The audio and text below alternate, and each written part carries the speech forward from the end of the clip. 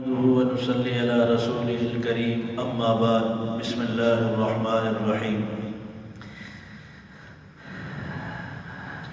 آج الحمدللہ سورہ مریم اور سورہ طٰہٰ کی تلاوت ہوئی، 16 پارے مکمل ہو گئے۔ سورہ کاف کا شان نزول، وہ جو 3 سوال کیے تھے مشرکین مکہ نے رسول اکرم صلی اللہ علیہ وسلم سے کہ روح کیا چیز ہے، ذوالقرنین کون بندہ گزرا ہے، اصحاب کاف کون تھے، آپ صلی اللہ علیہ وسلم نے فرمایا کل بتاؤں گا۔ 15 دن وہی نہیں آئی، آپ بڑے پریشان ہوئے۔ جب وہی آئی تو فرمایا گیا جب بھی آپ آئندہ کسی کام کا ارادہ کریں یا وعدہ کریں تو انشاءاللہ بولا کریں۔ آپ انشاءاللہ کہنا بھول گئے تھے، اس لیے وہی ہم نے نہیں اتاری۔ روح کے متعلق فرمایا کہ قُلِ الرُّوحُ مِنْ أَمْرِ رَبِّي، یہ اللہ کا ایک حکم ہے،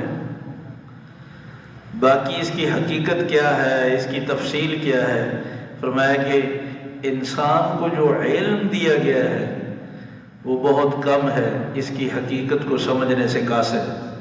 بس تمام انبیاء علیہم السلام کو بھی روح کی تفصیل نہیں بتائی گی۔ جواب میں یہ ارشاد فرمایا رسول اکرم صلی اللہ علیہ وسلم سے پہلے بھی کسی آسمانی کتاب میں اس کی تفصیل نہیں بتائی گی۔ یہودی علماء سمجھتے تھے کہ اگر یہ جواب دیا روح کے متعلق تو جواب ٹھیک ہوگا۔ رسول اکرم صلی اللہ علیہ وسلم نے یہی جواب دیا جو پہلی آسمانی کتابوں میں بھی تھا اور قرآن مجید میں بھی۔ اور دوسرا جواب فرمایا کہ اصحاب کاف یہ 7 جوان تھے، اصل تو شہر میں 6 تھے اور یہ صحیح العقیدہ تھے۔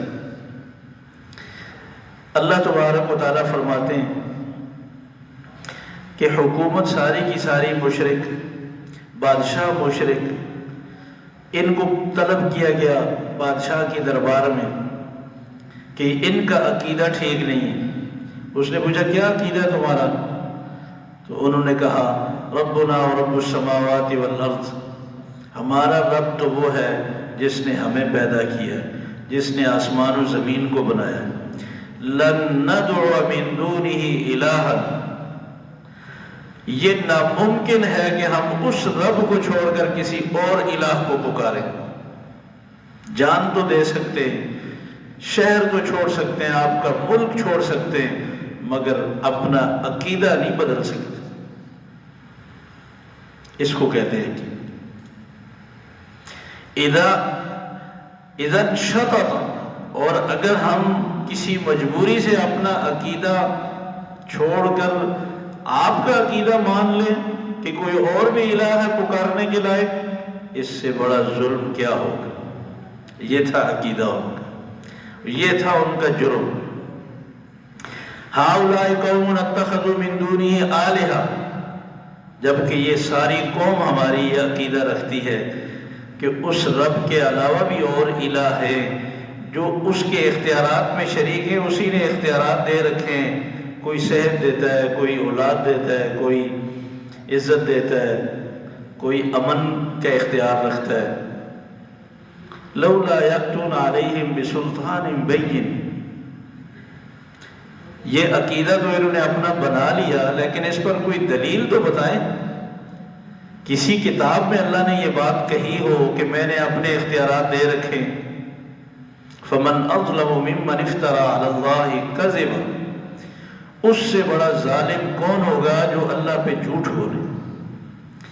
یہ ان نوجوانوں نے اپنا نظریہ پیش کیا بادشاہ کے سامنے۔ بادشاہ نے کہا کہ تمہیں اتنے دن دیتا ہوں، ٹھیک ہو جاؤ ورنہ تمہیں قتل کر دیا جائے۔ ہمارے ملک میں رہنا ہے تو نظریہ تمہیں ہمارے مطابق کرنا ہوگا۔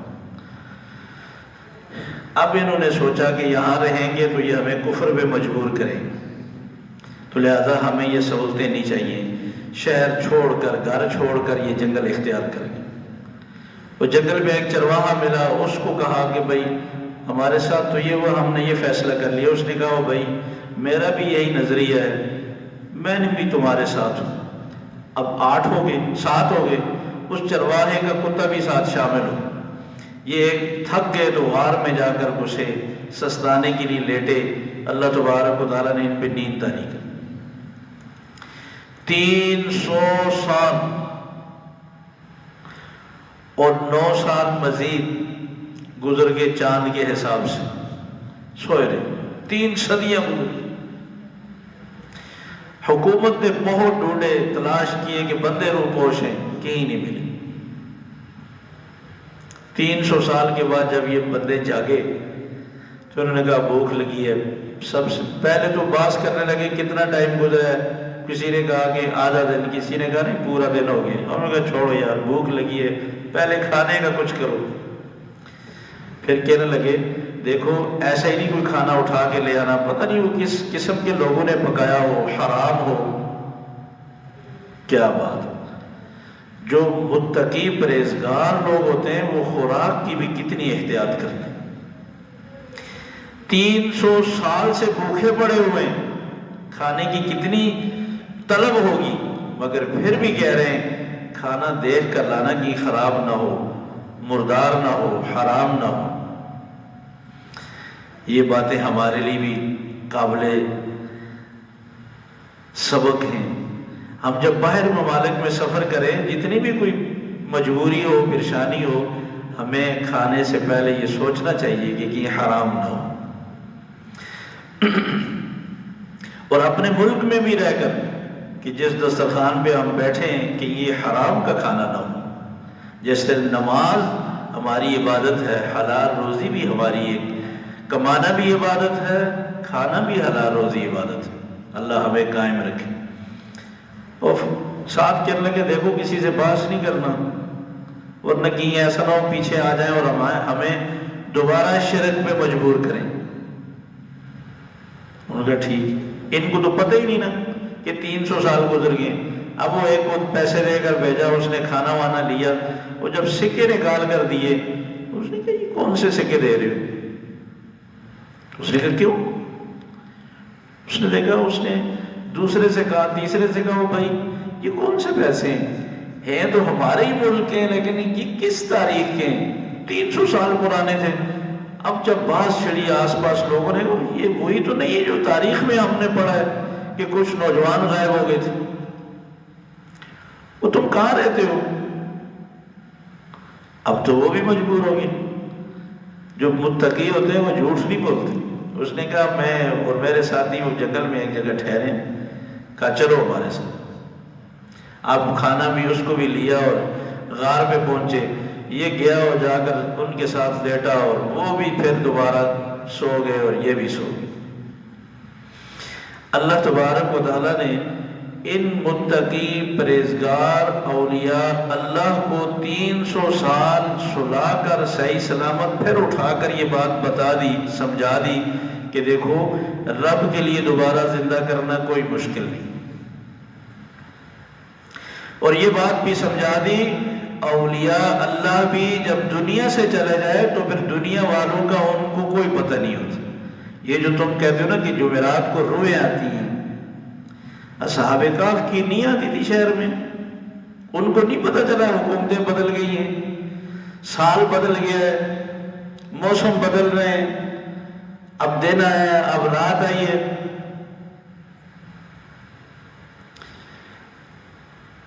یا وہ اور مخلوق تھی، وہ بھی اللہ والے تھے نا، اولیاء اللہ تھے، اس سے بڑے اولیاء اللہ کون ہیں؟ تو یہ بات اللہ تبارک و تعالیٰ نے سمجھا دی۔ اور یہ بات کہ ان کی قبر کے قریب جائیں تو وہ بلکہ گھر سے نکلیں تو وہ سمجھ آتے ہیں کہ کیا ارادہ لے کر آ رہا ہے۔ وہ بھی تو اولیاء اللہ تھے نا، ان کو اپنی جیب کے سکوں کا نہیں پتہ چلا کہ یہ کھوٹے ہو گئے۔ یہی بات تو اللہ تبارک و تعالیٰ جگہ جگہ فرماتے ہیں وَمَا يَشْعُرُونَ أَيَّانَ يُبْعَثُونَ۔ ان اللہ والوں کو تو یہ بھی پتہ نہیں کہ ہمیں کب دوبارہ اٹھایا جائے گا، ہم کب زندہ ہوں گے۔ سبحان اللہ۔ تو اس عقیدہ توحید کی وجہ سے اللہ تبارک و تعالیٰ نے ان کو اتنا بڑا مقام عطا فرمایا۔ اور اتنی ان کی اللہ تبارک و تعالیٰ نے مدد فرمائی۔ اور پھر تیسرا سوال یہ تھا کہ ذوالقرنین کون ہے؟ اللہ تبارک و تعالیٰ نے فرمایا کہ یہ ذوالقرنین اللہ کا ایک بندہ تھا جس نے سارے مغربی ممالک بھی فتح کر لیے، مشرقی ممالک بھی فتح کر لیے، ایک ایسے درے میں پہنچا کہ جہاں یاجوج ماجوج سے لوگ بڑے بیزار تھے، تنگ تھے۔ ان لوگوں نے کہا وہ خدا کے لیے ان سے ہماری جان چھوڑو، ہم چندہ کر کے آپ کا تعاون کریں گے، مگر ایسی کوئی دیوار بناؤ کہ ہم ان سے جان چھوٹ جائے۔ اس نے کہا کہ دیکھو مجھے چندے کی ضرورت نہیں، میرے پاس اللہ کا دیا ہوا بہت ہے، مجھے لیبر کی ضرورت ہے، تم میرے ساتھ کام کرو۔ اس نے پھر دونوں پہاڑوں کے درمیان پہ نیچے سے اوپر تک ایسی بڑی دیوار بنائی کہ اس خلا کو پر کر دی، اور اوپر اس نے لوہے کی چادریں رکھ کر سیسا پگھلا کر ڈالا۔ فرمایا کہ یہ دیوار نہ تو قیامت تک پھلانگ سکتے ہیں نہ اس سے سوراخ کر سکتے، وہ توڑ تو رہے مگر ٹوٹتی نہیں ہے، جس دن ٹوٹے گی تو قیامت آ جائے، پھر اللہ تبارک و تعالیٰ اس دیوار کو ریزہ ریزہ کر دیں گے اور وہ شہروں میں آ جائیں گے۔ تو یہ ہے ذوالقرنین۔ یہ 3 سوالات کے جوابات دیے گئے۔ اس کے بعد سورہ مریم ہے۔ سورہ مریم میں اللہ تبارک و تعالیٰ نے حضرت زکریا علیہ السلام کا اور حضرت مریم کا، حضرت عیسیٰ علیہ السلام کا، باقی انبیاء کا تذکرہ فرمایا۔ زکریا علیہ السلام کی اولاد نہیں تھی تو تنہائی میں خفیہ اللہ کے سامنے گڑ گڑا رہے، یا اللہ بڑھاپے کا یہ عالم ہے کہ میرا سر سارا سفید ہو چکا، میرے جسم کی ہڈیاں بوسیدہ ہو گئی، اب ان میں جان نہیں رہی، لیکن میں اپنے پیچھے ڈرتا ہوں کہ اگر میں دنیا سے چلا گیا تو میرے خاندان میں کوئی دین کی دعوت دینے والا کوئی میرا وارث نہیں ہے، کہیں ایسا نہ ہو میری قوم کو شیطان کفر پہ شرک پہ لگا دے، یا اللہ مجھے ایسا کوئی میرے علوم کا وارث عطا فرما جو آل یعقوب کا وارث ہو، یعنی یعقوب علیہ السلام سے جو دین کی محنت چلی آ رہی ہے اور میرے بعد بھی یہ روکے نہیں۔ اور پھر کہنے لگے اب میری تو بیوی بھی باج ہے، وہ بھی بوڑھی ہے، کہاں سے ہوگا بچہ؟ اللہ تبارک و تعالیٰ نے فرشتہ بھیجا کہ ہم آپ کو بیٹا دیں گے۔ کہنے لگے اب اس حالت میں اس بڑھاپے میں کیسے ہوگا؟ اللہ تبارک و تعالیٰ نے فرمایا دیکھو اللہ کے لیے کوئی مشکل نہیں، جب اللہ نے فیصلہ کر دیا، آپ پیدائش سے پہلے کیا تھے؟ کچھ بھی نہیں تھے، آپ کو بھی تو اللہ نے بنایا ہے، تو کیا تعجب ہے، اللہ کے لیے کیا مشکل ہے؟ اچھا اب تو یقین ہو گیا کہ ہوگا، یا اللہ مجھے کوئی نشانی بتائیں۔ اللہ تبارک و تعالیٰ نے فرمایا بس نشانی یہ ہوگی جس دن ٹھہر جائے گا بچہ، بس 3 دن تک آپ کوئی بات نہیں کر سکیں گے، زبان میں کوئی درد تکلیف نہیں ہوگی، بس سوائے ذکر کے کوئی بات نہیں نکلے گی، بس سمجھ جانا کہ اللہ تبارک و تعالیٰ نے بچہ دے دیا۔ دیکھیں نشانیاں کون مانگتا ہے؟ جس کو غیب کا علم نہ ہو، تو غیب کا علم صرف اللہ کی ذات ہو۔ یہ نشانی اس لیے بتائی کہ تاکہ مجھے پتہ چلے، غیب جاننا یہ صرف اللہ کا خاص ہے۔ غیب کی خبریں اللہ تبارک و تعالیٰ نبیوں میں سے جس کو چاہیں دے دیں، اور پھر اللہ تبارک و تعالیٰ نے ایسا بیٹا دیا، نام رکھ کر اللہ تبارک و تعالیٰ نے بھیجا، یحییٰ نامی، فرمایا ہم نے نام بھی رکھا ہے، اس نام کا اس سے پہلے کبھی پیدا ہی نہیں کیا، اور وہ بھی نبی بنایا۔ حضرت مریم کا واقعہ ذکر کیا اللہ تبارک و تعالیٰ نے۔ حضرت مریم چونکہ حضرت زکریا علیہ السلام کی رشتے میں سالی کی بیٹی تھی اور پرورش حضرت زکریا علیہ السلام نے کی تھی، انہی کے سامنے بے موسم پھل دیکھ کر تو زکریا علیہ السلام نے اولاد کی دعا مانگی کہ یا اللہ اگر تو مریم کو بے موسم پھل دے سکتا ہے تو مجھے بھی اس بڑھاپے میں اولاد دے سکتا ہے، مجھے اولاد دے۔ مفسرین نے لکھا ہے اللہ سے مانگتے ہوئے اسباب کو نہیں دیکھنا چاہیے کہ اسباب ہیں یا نہیں ہیں، اللہ اسباب کا محتاج نہیں ہے، اسباب پر نظر رکھ کر اللہ سے مانگنا یہ اللہ کی توہین ہے کہ کہاں سے دے گا اللہ کے لیے کیا مشکل ہے؟ جو رب پہاڑ سے زندہ گابن اونٹ نہیں نکال سکتا ہے، جو سمندر میں 12 خشک راستے پیدا کر سکتا ہے، جو ایک پتھر سے 12 چشمے جاری کر سکتا ہے، اس کے لیے کیا مشکل ہے اسباب پیدا کرنا۔ خیر، حضرت مریم غسل کے لیے الگ ایک جگہ گئی، دیکھا کہ ایک اچانک بھرپور ایک خوبصورت نوجوان اندر آ گیا۔ ایک دم ان کے رونگٹے کھڑے ہو گئے کہ یہ کیسے میرے قریب آ رہا ہے۔ ان سے کہا انی اعوذ بالرحمن منک ان کنت تقیا، میں اللہ کی پناہ چاہتی ہوں تجھ سے، اگر تو ڈرنے والا ہے اللہ سے تو خدا کے لیے میری عزت کا خیال کر۔ حضرت مریم کی ولایت میں کیا شک ہے؟ وَأُمُّهُ صِدِّیقَةٌ، اللہ نے تعریف کی ہے کہ یہ مریم کی ماں ولیہ تھی۔ آپ نے فرمایا کہ کامل عورتیں چند ہی گزری ہیں، حضرت آسیہ، حضرت مریم اور خدیجہ، لیکن جبرائیل علیہ السلام کو انسانی شکل و صورت میں دیکھ کر پناہ مانگ رہی ہیں، میری عزت کا خیال کر۔ بولنے سے پہلے ان کو نہیں پتا چلا یہ جبرائیل ہے۔ جبرائیل علیہ السلام بول پڑے کہ نہیں بی بی، میں تو اللہ کا بھیجا ہوا فرشتہ ہوں، تمہیں اللہ کے حکم سے میں بیٹا دینے آیا ہوں۔ حیران ہو گئی، بس انہوں نے گریبان میں پھونک ماری تو جیسے ایک ماں کے 9 مہینے گزر جاتے ہیں، وہ ولادت کے قریب ہو جاتی ہے، ایسے ہی بالکل ولادت کے قریب ہو گئی۔ اسی وقت ابھی گھر نہیں گئی، بچے کی ولادت ہو گئی۔ اب حضرت مریم کہہ رہی ہے کاش میں مر چکی ہوتی، کیا منہ لے کر جاؤں میں اپنے خاندان میں، کیا بتاؤں گی یہ بچہ کیسے ہوا، کہاں سے آیا۔ یہ اللہ سے ہی کہہ رہی تھی دل میں اور خفیہ۔ اللہ تبارک و تعالیٰ نے فرمایا تو نہیں بولنا، تو زبان کا روزہ رکھ لے، بچے کی طرف اشارہ کرنا، یہ جواب دے گا قوم کو۔ حضرت مریم خاموش ہو گئی۔ پوچھا سب نے، اب ہر ایک ڈانٹ رہا ہے، تیرے ماں باپ تو ایسے نہیں تھے، تیرا خاندان تو ایسا نہیں تھا، تجھے پتہ ہے تو کس خاندان کی ہے؟ موسیٰ اور ہارون کے خاندان سے ہو کر تو نے یہ کام کیا۔ فَأَشَارَتْ إِلَيْهِ، انہوں نے بچے کی طرف اشارہ کیا کہ یہ جواب یہ دے گا۔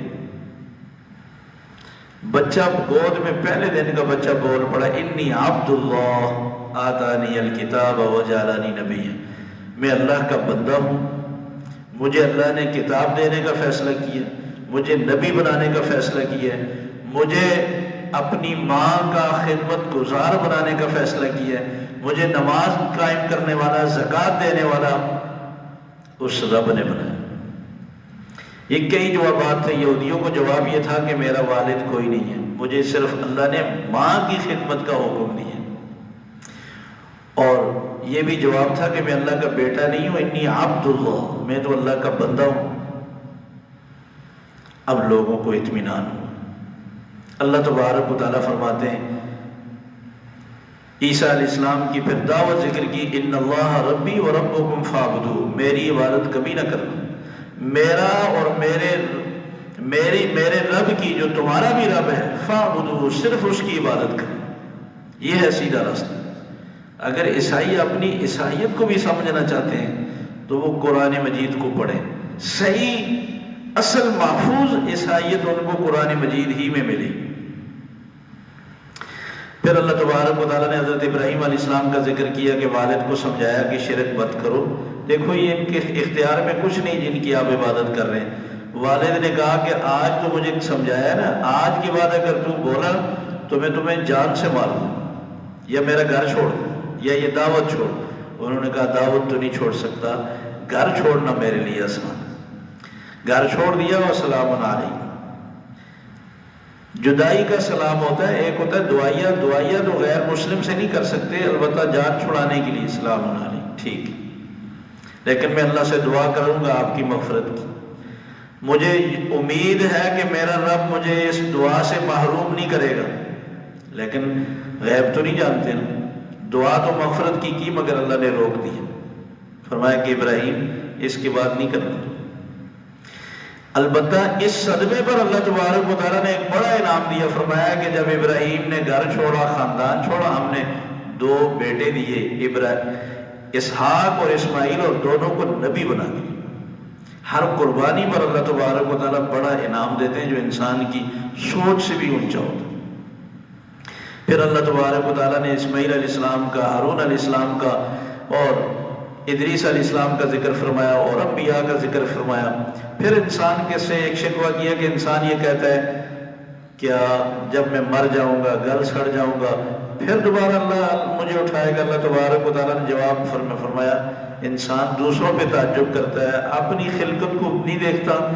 پانی کے قطرے سے اس کو اللہ نے بنایا ہے، تو جو رب پانی کے قطرے سے بنا سکتا ہے وہ مٹی سے دوبارہ جسم نہیں اٹھا سکتا۔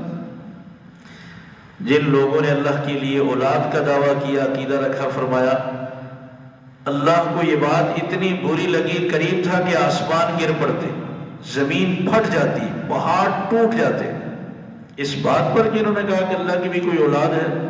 ایک حدیث میں آتا ہے کہ اللہ تبارک و تعالیٰ فرماتے ہیں مجھے آدم کی اولاد گالیاں دیتی، ان کے لیے مناسب نہیں کہ مجھے گالی دے، یہ مجھے گالی ہے کہ میرے لیے بھی کوئی اولاد مانے۔ فرمایا کہ جنہوں نے ایمان لایا اور نیک اعمال کر رہے ہیں سَيَجْعَلُ لَهُمُ الرَّحْمَنُ وُدًّا، اللہ ان کی آپس میں بھی محبت پیدا کریں گے اور ان کو مہمان بنا کر اللہ کے سامنے پیش کیا جائے گا۔ اللہ ہمیں صحیح سمجھنے کی عمل کی توفیق نصیب فرمائے۔ اللہم انت السلام منک السلام تبارکت یا ذا الجلال والاکرام۔ اللہم انا نسألک علما نافعا ورزقا طیبا وعملا متقبلا۔ یا اللہ تو اپنی مقدس کتاب کی سمجھ اور عمل کی توفیق نصیب